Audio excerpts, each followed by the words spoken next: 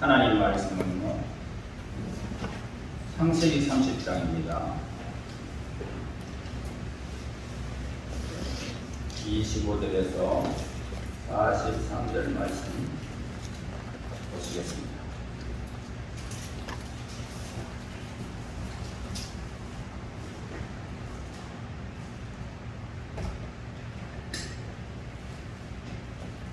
라헬이 요셉을 낳을 때에 야곱이 라반에게 이르되 나를 보내어 내 고향 나의 땅으로 가게 하시되 내가 예삼촌에게서 일하고 얻은 처자를 내게 주어서 나로 가게 하소서. 내가 예삼촌에게 한 일은 예삼촌이 아시나이다. 라반이 그에게 이르되 여호와께서 너로 말미암아 내게 복 주신 줄을 내가 깨달았노니 네가 나를 사랑스럽게 이르던 그대로 있으라. 또 이르되 네 품삯을 정하라. 내가 그것을 주리라. 야곱이 그에게 이르되 내게 어떻게 외삼촌을 섬겼는지 어떻게 외삼촌의 가축을 쳤는지 외삼촌이 아시나이다. 내가 오기 전에는 외삼촌의 소유가 적더니 번성의 때를 이루었으니 내 발이 이르는 곳마다 여호와께서 외삼촌에게 복을 주셨나이다. 그러나 나는 언제나 내 집을 세우리이다.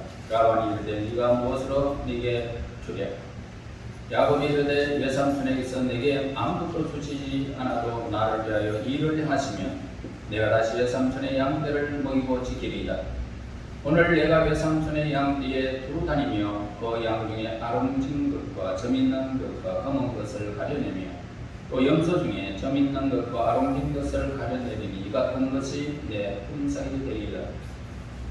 후일에 외삼촌께서 오셔서 내 품삯을 조사하실 때에 나의 의가 내 대답이 되리이다. 내게 혹시 염소 중 아롱지지 아니한 것이나 점 없는 것이나 양 중에 검지 아니한 것이 있거든 다 도둑질한 것으로 인정하소서. 라반이 이르되 내가 네 말대로 하리라 하고 그날에 그가 수염소 중 얼룩무늬 있는 것과 점 있는 것을 가리고 암염소 중 흰 바탕에 아롱진 것과 점 있는 것을 가려내고 양 중에 검은 것들을 가려 자기 아들들의 손에 맡기고 자기와 야곱의 사이를 서울길에 뜨게 하였고 야곱은 라반의 남은 양떼를 치니라. 야곱이 포도나무와 살구나무와 신뽕나무의 푸른 가지를 가져다가 그것들의 껍질을 벗겨 흰 무늬를 내고 그 껍질을 벗긴 가지를 양떼가 와서 먹는 개천에 물구이에 세워 양떼를 향하게 하며 그 떼가 물을 먹으러 올 때에 새끼를 베니 가지 앞에서 새끼를 뱀으로 얼룩을 한 것과 점 있고 아롱진 것을 낳은지라. 야곱이 새끼 양을 구분하고 그 얼룩무늬와 검은 빛 있는 것을 라반의 양과 서로 마주하게 하며 자기 양을 따로 두어 라반의 양과 섞이지 않게 하며 튼튼한 양이 새끼 뵐 때 야곱이 개천에다가 양떼의 눈앞에 그 가지를 두어 양이 그 가지 곁에 새끼를 베게 하고 약한 양이면 그가 가지를 두지 아니하고 아니하니 그렇게 하므로 약한 것은 라반의 것이 되고 튼튼한 것은 야곱의 것이 되리라. 이에 그 사람 매우 번창하여 양떼와 노유와 나귀가 많았더라. 아멘.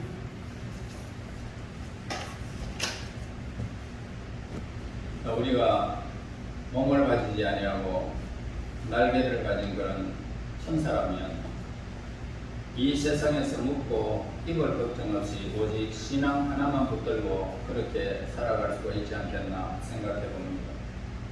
그러나 우리는 몸을 가지고 있는 그런 사람들이기 때문에 순수한 이상만으로는 살아갈 수 없는 살아있는 움직이는 그런 우리 인간이 된 것입니다. 이상적인 신앙을 가진 사람들은 소유에 대해서 걱정하는 것 자체가 불신앙으로서 우리는 먹고 사는 것에 일체 하나님께 맡기고 아무 소유 없이 하루하루를 살아가야 한다라고 주장하는 그런 사람들이 있습니다. 그러나 우리가 알아야 할 것은 이 세상에서 소유한 것이 있다라고 해서 반드시 죄가 되는 것이 아니다라는 것을 우리는 알아야 합니다. 물론 우리에게 가장 중요한 것은 이 세상을 살다가 하나님의 나라에 열림을 받는 구원이 우리의 가장 중심입니다. 그러나 구원만으로는 우리가 이 땅 위에서 그것만 바라보고 살아갈 수 없는 육체적인 제한된 인생을 가지고 있기 때문입니다.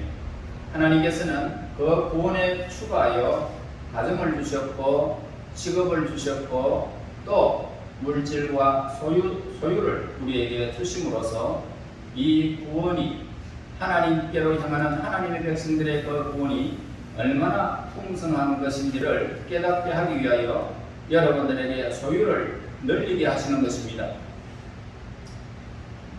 그러나 막상 이 세상에 살다 보면 직장을 위해서 마음에도 없는 거짓말을 해야 할 때도 있고 부정한 방법인 줄 알면서도 눈 감아야 할 때도 있습니다. 또 어떤 때는 예배에 참석해야 하는 줄 알면서도 돈 버는 일 때문에 참여하지 못할 때도 있습니다. 그러나 우리의 목적은 어떻습니까? 완전히 잃어버리고 타락한 경우는 없다라는 것을 보게 되어집니다.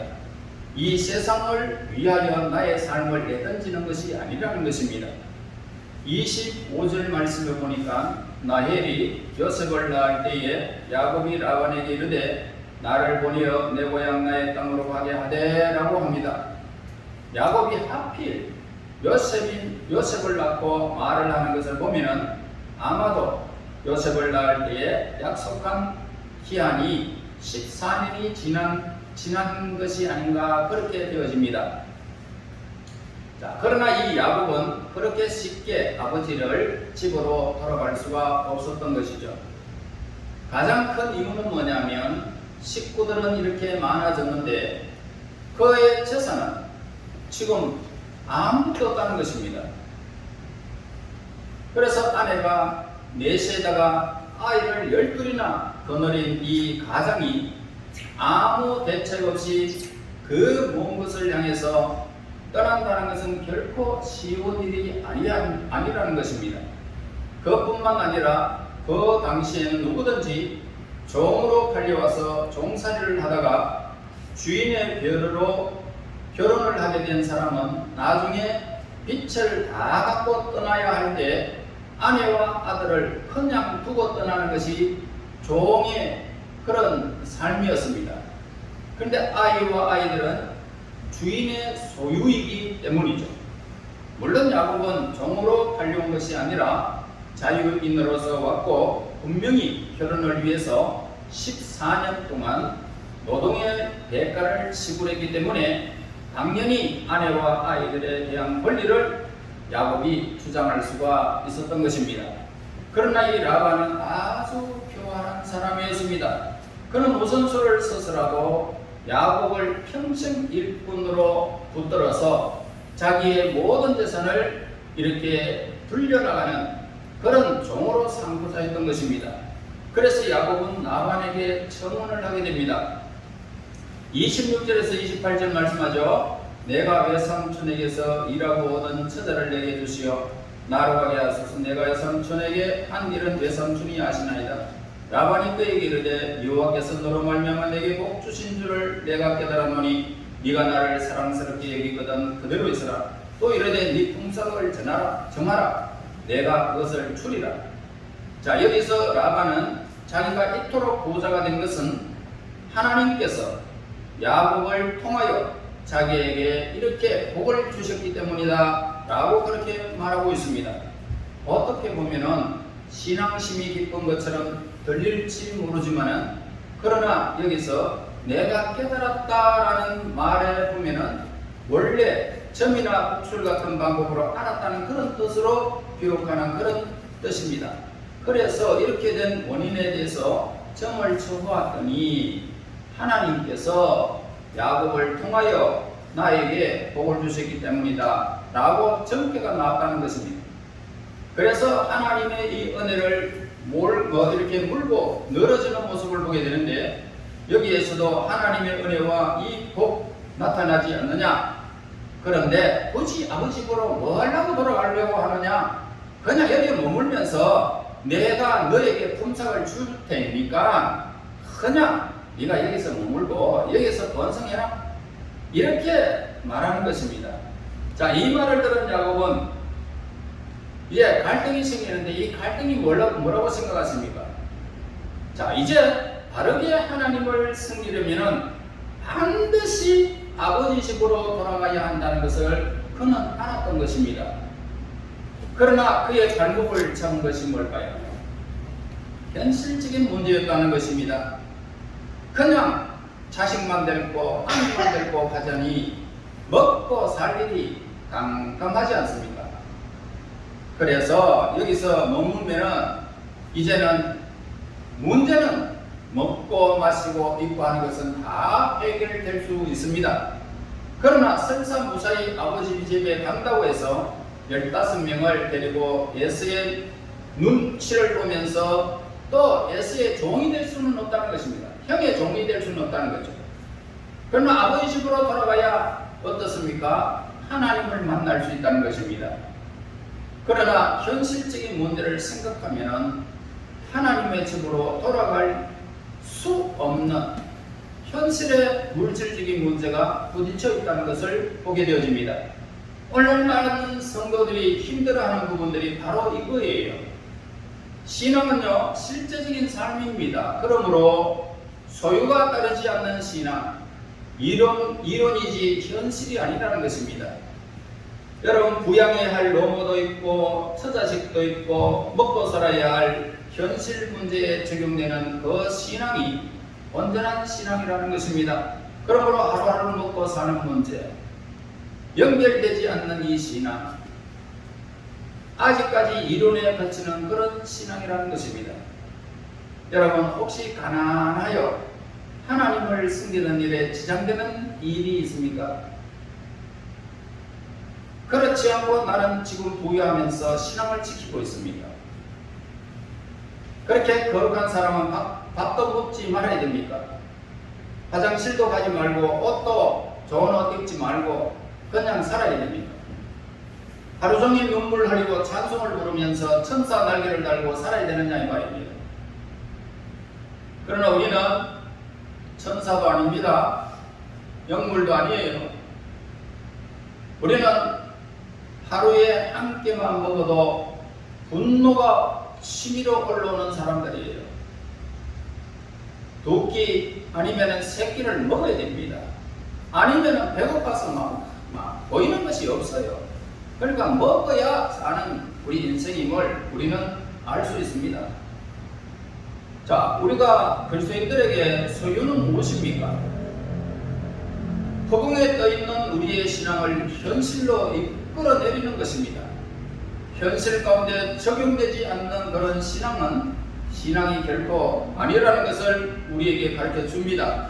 그래서 하루하루 밥 먹고 살아야 하는 현실 가운데 적용되는 신앙이 진짜 신앙이라는 것입니다. 소유는 하나님께서 우리의 구원에 추가하여 주신 선물이라는 사실을 여러분 기억해야 됩니다. 나의 소유는 하나님이 나에게 주신 선물이다. 만일 입을 것도 없고 먹을 것도 없고 집도 절도 없이 아무것도 없는 상태에서 우리에게 구원의 기쁨을 주셨다면 그 구원이 오래갈 수가 있을까요? 절대로 오래갈 수가 없습니다. 한편으로는 하나님의 은혜를 찬양하지만 내 현실을 바라보면 추한 모습을 바라보면서 비참하게 나를 보게 된다는 것입니다. 그러므로 오늘 우리에게 주시는 이 구원의 기쁨을 감격하게 만드는 것은 우리의 삶을 윤택하게 하고 하나님께서 주시는 그 물질이 나에게 하나님을 향한 물질임을 우리가 하나님이 주신 은혜임을 우리가 기억하게 되어진다면 우리는 그 구원을 날마다 하나님을 향하여 감사와 찬송을 드릴 수 있고 풍성하게 하는 것입니다.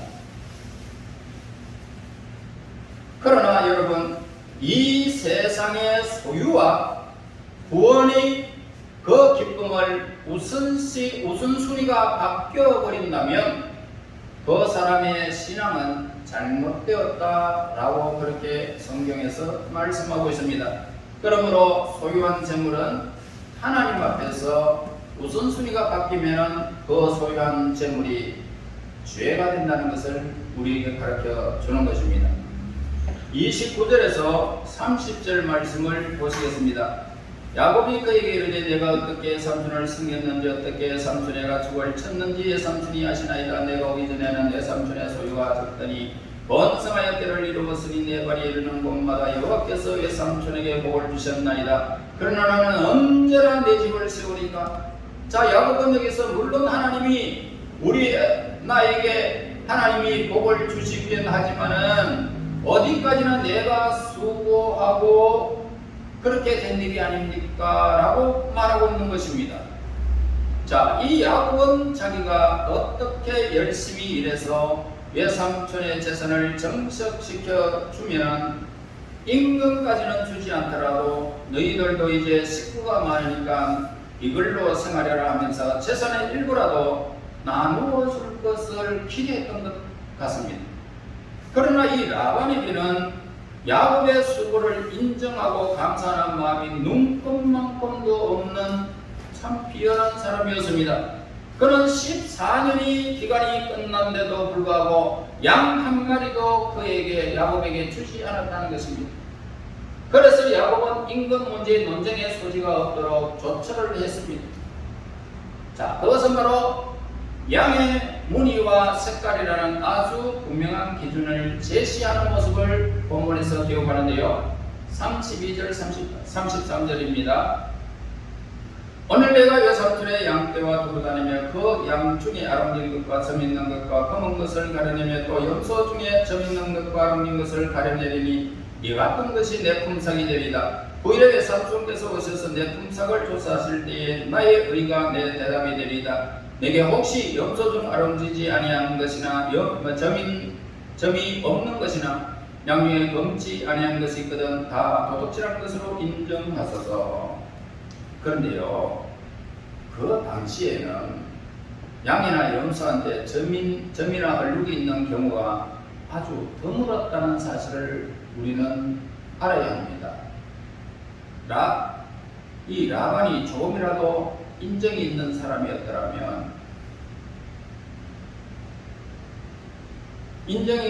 아마 야곱의 제안을 거절했을 거예요. 안 그렇습니까? 점 있는 것, 아롱진 것, 검은 것 이런 거 없었단 말이에요. 몇 마리가 없었거든요. 그러니까 이 라반이 아주 교만한 사람이에요. 그렇게 많이 없으니까 네가 아무리 때를 써봐라 그거 몇 마리나 되겠노? 그래서 그대로 인정하는 모습을 보게 됩니다. 그리고 그렇게 하자. 잘됐다. 이렇게 아주 순수하게 대답한 것입니다. 그 이유는 철저하게 야곱을 이용하려고 했기 때문이라는 것입니다. 자, 35절 36절 보세요. 그날에 그가 수염소 중 얼룩무늬 있는 것과 점 있는 것을 가리고 암염소 중 흰 바탕에 아롱진 것과 점 있는 것을 가리고 양 중에 검은 것들을 가려 자기 아들들의 손에 맡기고 자기와 야곱의 사이를 사흘 길을 뜨게 하였고 야곱은 라반의 남은 양들을 치니라.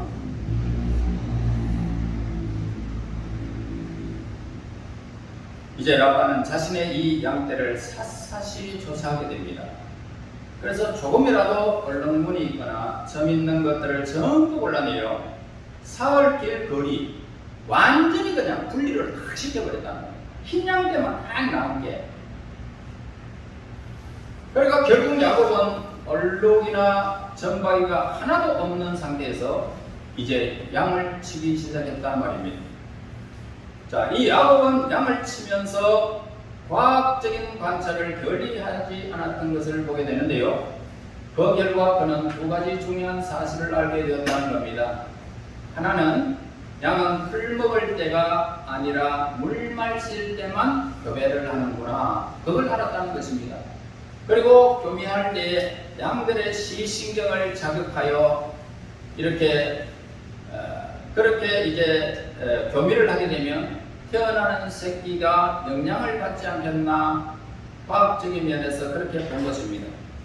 그래서 41절에서 43절 보세요. 튼튼한 양이 새끼 뵐 때에는 야곱이 개천에다가 양떼의 눈앞에 그 가지를 두어 양이 그 가지 곁에서 새끼를 베게 하고 약한 양이면 그 가지를 두지 아니하니 그렇게 함으로 약한 것은 라반의 것이 되고 튼튼한 것은 야곱의 것이 되니라. 이에 그 사람이 매우 번창하여 양떼와 노비와 약대와 나귀가 많았더라. 자, 이 양들은 물을 먹을 때 교배를 하니까는 튼튼한 양과 약한 양을 나누는 것은 일도 아니었던 것입니다. 그래서 튼튼한 것들이 물을 먹을 때 그 앞에 껍질을 벗긴 그 나무가지를 세워두기만 하면 전부 얼룩이나 점박이를 낳았다는 것입니다. 자, 이제 이 야곱은 이 지식을 자기 재산 정식을 위해서만 사용함으로써 엄청난 거부가 된 것입니다. 그러니까 이 아름지고 검고 얼룩무늬 있는 것 이런 거 다 마련했으니까 이 흰 양이 무척 많을 것 아닙니까? 거기에 많았습니까? 그러니까 거기에서 실한 놈들이 전부 다 양들은요 보통 뭐 한 4개월 5개월 되면은 양이 먹지 않습니까?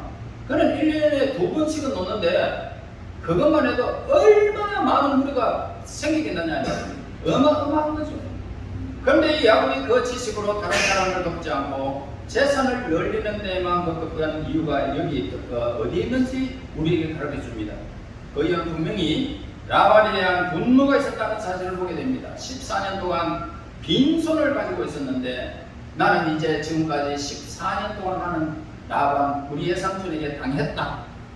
이제 나도 한번 외삼촌을 한번 겨루어서 내가 이길 것이고 당신이 지금까지 나에게 했는데 이제 당신 한번 당해봐라. 그렇게 했던 거죠. 그래서 분노가 있으면 아무리 타고난 지식을 가지고 있어도 제대로 서지 못하는 법입니다. 이렇게 분노로 일어난 사람은 일단 자기 앞에 있는 이 목표는 성취할지 모르지만 풍성한 삶은 결코 살지 못한다는 것입니다. 그러므로 열등감 때문에 대학에 들어간 사람은 본때를 다 보였으니 할 일이 없습니다. 그래서 뭐 합니까?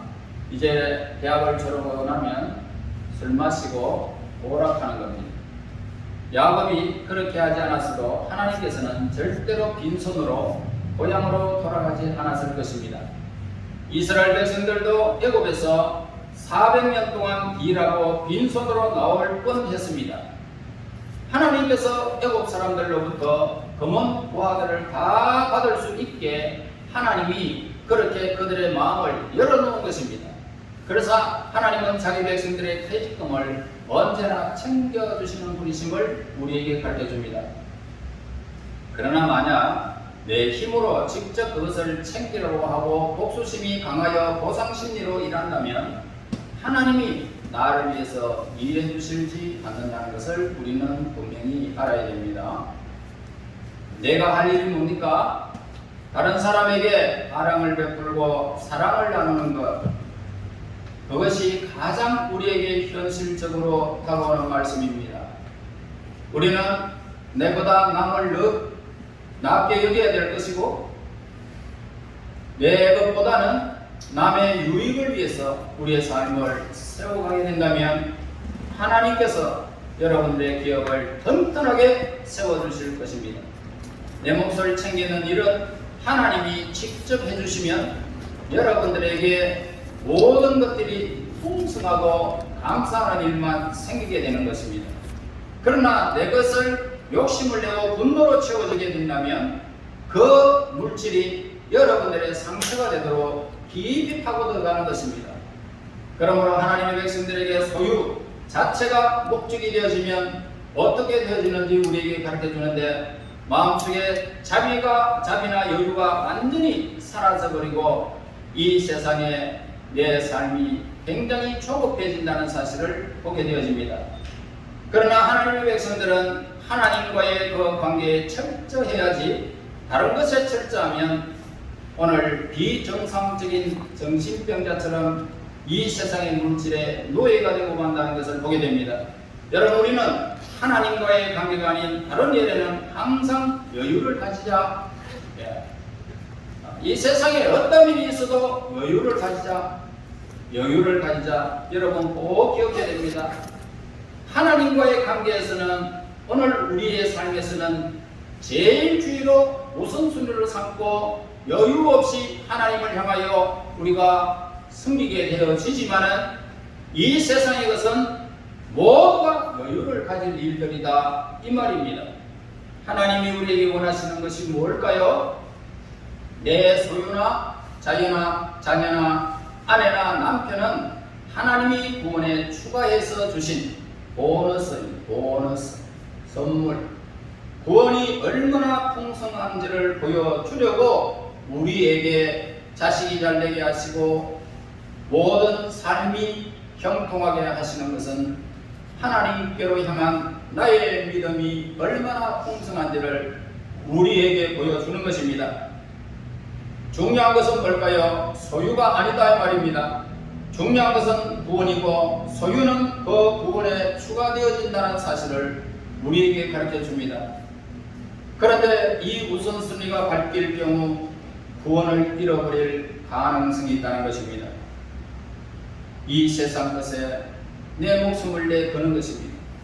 그러므로 여러분들의 소유권이 하나님께 있다는 사실을 기억하지 않고 내가 이 세상의 모든 것이 우선된다라고 생각하는 순간 여러분들의 삶은 비참함으로 떨어지게 되는 것입니다.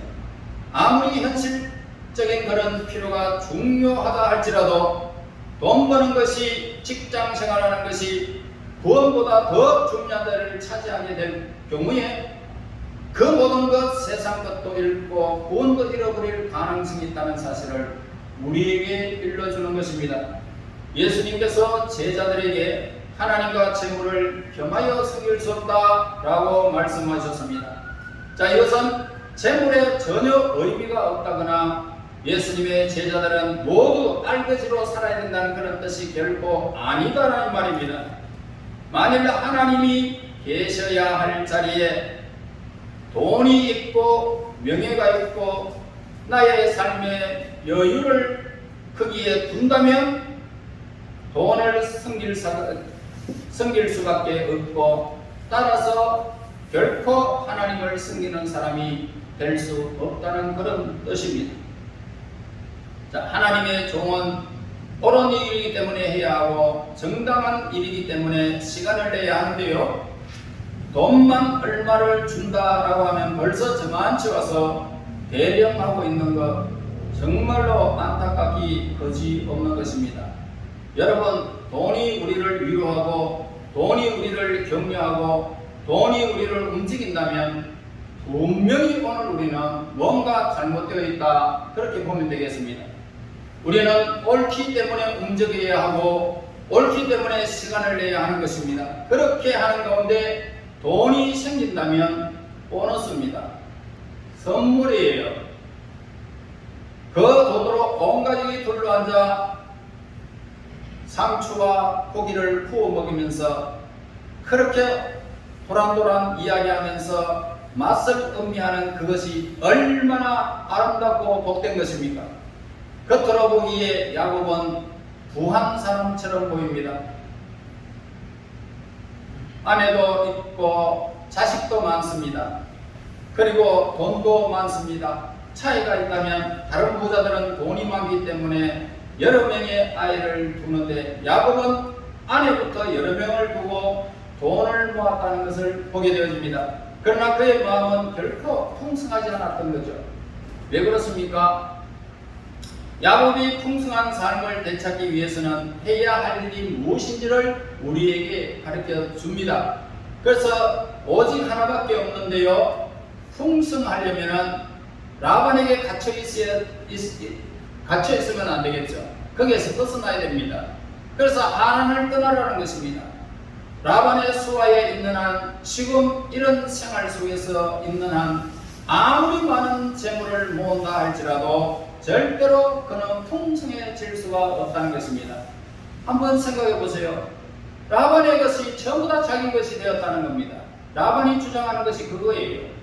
그러니까 그것이 풍성하다 할지라도 언제나 거기에 속해 있는 것처럼 안절부절할 수밖에 없지 않습니까? 떠나게 되면 몽땅 자기 것이 되기 때문에 풍성하다는 것입니다. 자, 이제야말로 다른 핑계를 대지 말고 하나님이 기뻐하는 삶으로 돌아가면 그는 풍성함을 누리게 될 것입니다. 우리는요, 예배드리는 것을 굉장히 정적인 일로 생각해야 합니다. 그러나 예배드리는 것보다 역동적인 일은 이 세상에는 단 한 가지도 없습니다. 이 예배가 얼마나 아름다운지를 여러분들은 지금은 몰라요. 지금은 전혀 알 수가 없어요.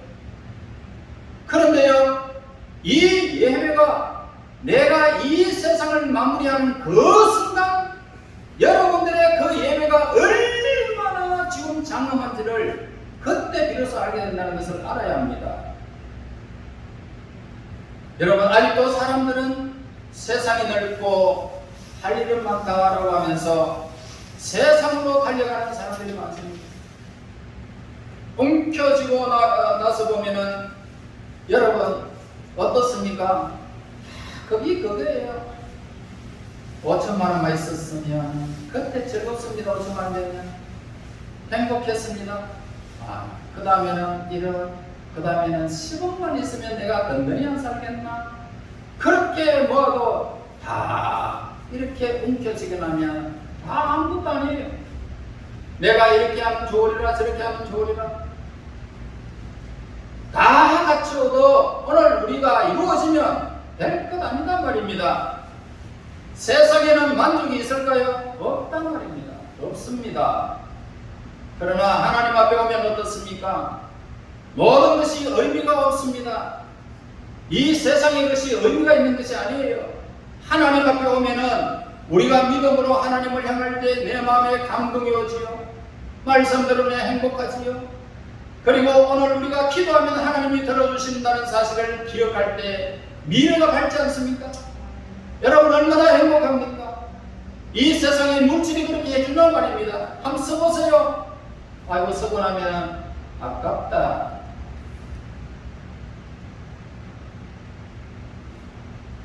여러분 사람들은 똑같고 예배도 늘 똑같은데 늘 새롭다는 것입니다. 예수님은 풍성한 삶이 소유에 있지 않다라고 분명히 말씀하셨기 때문이에요.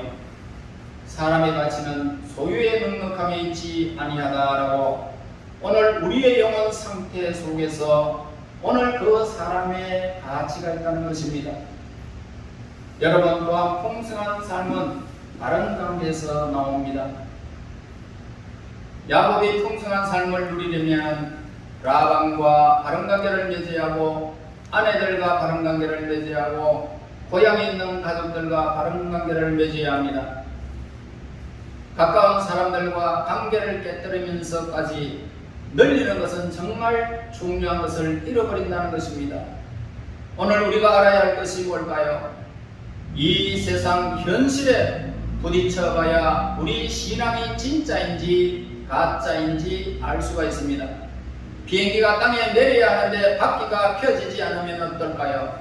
동체가 지면에 닿는 순간 크게 파괴되어 안에 있는 생명들을 보장할 수가 없습니다. 신앙도 마찬가지입니다. 현실에 정상적으로 착용하지 못하면 현실과 충돌하면서 우리의 삶이 산산이 떼어지고 파괴될지 모른다는 것입니다. 그리고 그 여파로 자기가 가지고 있던 신앙의 믿음이 좋은 관계나 비전이 다 깨져버린다는 것입니다. 여러분 하나님께서 현실적인 나의 필요를 채워주시고 인도하신다는 것을 인정하며 사는 것만큼 행복하고 여유 있는 것이 없다는 것을 여러분 기억해야 됩니다. 하나님께서 이 현실 가운데 나와 함께 하시고 내가 이렇게 어려운 상황 가운데 내 삶을 이기게 하시는 하나님, 문이 아무리 좁아도 나는 뚫고 나갈 수 있는 힘이 있다. 하나님을 믿는 믿음 안에서 이렇게 생각하면서 하나님과 이웃의 마음을 열면서 오늘 우리의 삶에 신앙의 전진이 있어야 하는 것입니다. 절대로 소유가 믿음에 앞서지 못하게 하시기를 여러분 간절히 마음에 품으셔야 합니다. 이 순수가 바뀌면 불시착하게 되면 큰 데미지를 입게 됩니다. 신앙은 죽어버리고 만다는 것입니다. 지독한 집주인이나 상관이나 사장을 혹시 여러분 만나본 적이 있습니까? 정말 이 사람 상종 못할 사람 여러분 한번 만나봤습니까? 절대로 여러분 그 사람들에게 보복하려고 하지 마시기 바랍니다. 지독한 집주인이나 상관이나 사장을 만났다면 여러분들은 여유롭게 그냥 그런 것들은 가만히 그냥 내팽겨주면 됩니다. 하나님이 질서 정연하게 다 바꿔놓습니다. 그러므로 내 몫을 다 챙겨주실 것입니다. 하나님께서. 염려하지 마라. 라반이 아무리 약해도 내가 너에게 재물이 되어 주리라. 그러면 라반이 아무리 약해도 그것을 다 하나님이 주시는 거예요. 주시는 겁니다. 여러분, 하나님은 우리를 풍성하게 채워주시고자 합니다. 그런데 우리가 이 구원을 놓치고 다른 것을 붙드는 순간 우리는 넘어집니다. 하나님의 이 구원이 항상 내 눈앞에 있게 되기를 간절히 소원해야 됩니다. 그리고 그 뒤에 하나님께서 나의 모든 필요를 채워주신다는 것을 기억하시고 내 직업을 가지고 돈을 벌지 마시고 다른 사람을 언제나 그 직업을 통해서 돈을 벌게 되면 도울 수 있는 마음이 여러분들에게 필요합니다. 그러면 이 세상에서도 여러분 풍성한 믿음으로 풍성한 물질로 영육의 강건함으로 우리에게 채워주실 것입니다. 하나님이요. 그러므로 하나님과 바른 관계를 맺으시고 이 세상의 모든 것에서 바른 관계를 맺어서 풍성한 삶을 영원히 이 세상에서 영원히 지속하기를 예수님 이름으로 축원합니다. 하나님 감사합니다. 하나님 감사합니다. 우리 하나님 우리를 불러주시고 예수 그리스도 안에서 하늘의 그 영광을 바라며 살아갈 수 있는 신앙을 우리에게 허락하여 주시고 이 세상에 입을 것과 먹을 것과 취할 것을 우리에게 모든 것을 허락하여 주신 하나님, 이제 아브라함과 이삭과 야곱에게 주신 그 기업의 풍성함을 하나님과 바른 관계, 이웃과 바른 관계를 맺으며 풍성한 삶을 우리에게 인도하옵소서. 예수님 이름으로 기도합나이다. 아멘. 300일자